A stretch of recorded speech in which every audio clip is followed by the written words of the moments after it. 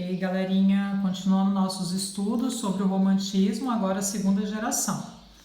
Bom, a segunda geração romântica ela é chamada de ultrarromântica, byronismo, se lê byronismo, tá? E mal do século. Por que ultrarromântica? Imagina uma pessoa que é romântica, ela já é sentimental. A pessoa ultrarromântica ela é sentimental extremo, né? Melancólica, às vezes até depressiva. Era isso que acontecia na segunda geração. Byronismo, em homenagem a Lord Byron, que era um poeta inglês que influenciou muitos escritores dessa época. O Lord Byron ele morreu com 36 anos, ele contraiu uma febre na época que acabou levando ele à morte, e ele era muito doidão, assim, muito vida louca, como vocês costumam dizer, né? Ele, naquela época, a gente está falando do início do século XIX, né? Ele tinha relações bissexuais, ele já teve relação incestuosa com a meia-irmã, ele escreveu sobre os efeitos da maconha no corpo dele. Então, para os padrões daquela época, isso era meio que inimaginável, né? Então, a gente tem que levar em consideração também que esses caras da geração romântica, da segunda geração, eles estavam quebrando alguns padrões, tá?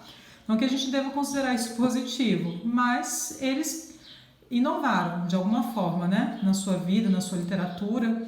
E mal do século, porque a gente está falando da depressão, de todo o sofrimento, né, que pairava sobre as pessoas daquela época. Tem até uma música de Legião Urbana que Renato Russo fala assim: o mal do século é a solidão, e a solidão gera depressão, e os caras dessa época viviam depressivos. Nós vamos falar primeiro de Álvares de Azevedo, que nasceu no Rio de Janeiro e nasceu em São Paulo, na verdade, morreu no Rio de Janeiro. E ele morreu com 21 anos, novinho. Olha aqui a fotinha dele, ó.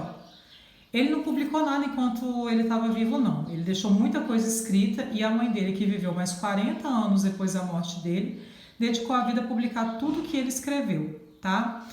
O Álvares de Azevedo, ele estava estudando em São Paulo, fazia faculdade de Direito. Quando ele chegou no 5º ano, quando ele ia começar, ele saiu de férias, foi para a fazenda da família.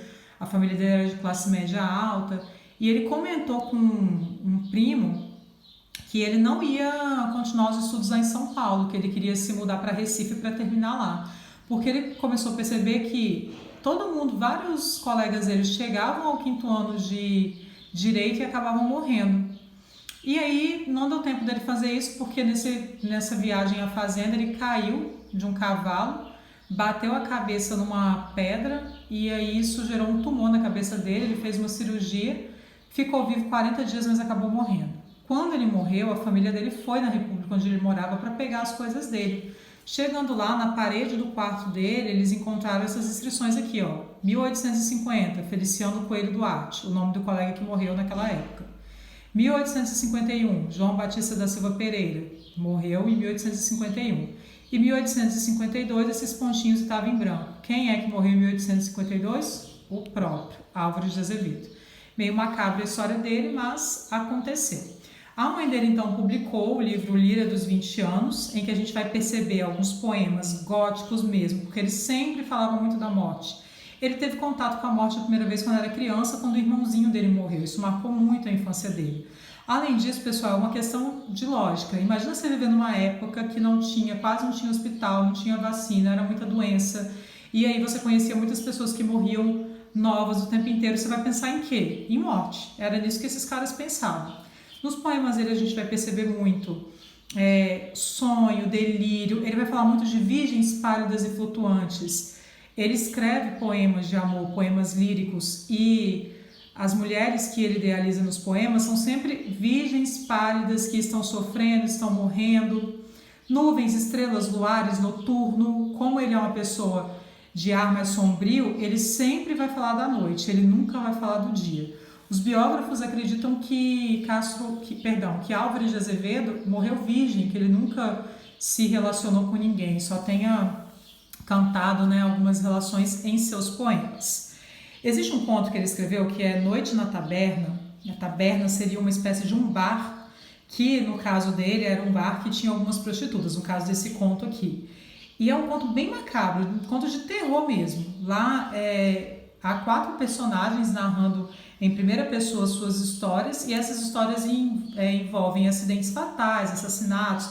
necrofilia, incesto, antropofagia, infanticídio. Necrofilia é sexo com mortos, né, com defuntos. Incesto, relação com familiares, relação sexual. Antropofagia é comer carne humana. Infanticídio é assassinato de crianças. Então, esse conto dele foge um pouquinho a essa estrutura lírica. É um conto muito bem escrito e muito envolvente, tá?